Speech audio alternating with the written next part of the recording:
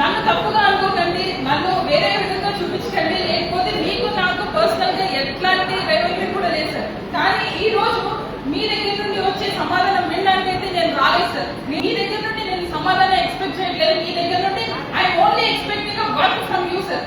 అదొక్కటే నేను ఎక్స్పెక్ట్ చేస్తున్నాను. ప్లీజ్ అదొక్కటి సార్. ఎందుకు నేను ఈ విషయాన్ని ఇంత గట్టిగా చెప్తున్నాను అంటే, ఈ రోజు నేను పార్వతీపురం మన్యానికి వెళ్ళిన ప్రతిసారి నన్ను నా కార్యకర్తలు అడుగుతున్నారు. ఓటేసిన ప్రతి ఒక్కరికి నేను ఆన్సరబుల్ గా ఉంటాను సార్. వాళ్ళు ఎవరికి నేను ఆన్సర్ చెప్పలేకపోతున్నారు అంటే, ఈ రోజు మీ కలెక్టర్ ఒక చేతగాని పర్సన్ అని చెప్పి నేను చూపించడానికి నేను రాలేదు సార్. మీ చదువుకి మీకున్న గౌరవాన్ని కూడా నేను గౌరవిస్తున్నాను కాబట్టి నా వర్క్ మీరు కంప్లీట్ చేస్తారని చెప్పి ఇప్పటికైనా నేను ఆశిస్తూ సెలవు తీసుకుంటాను సార్. Thank you.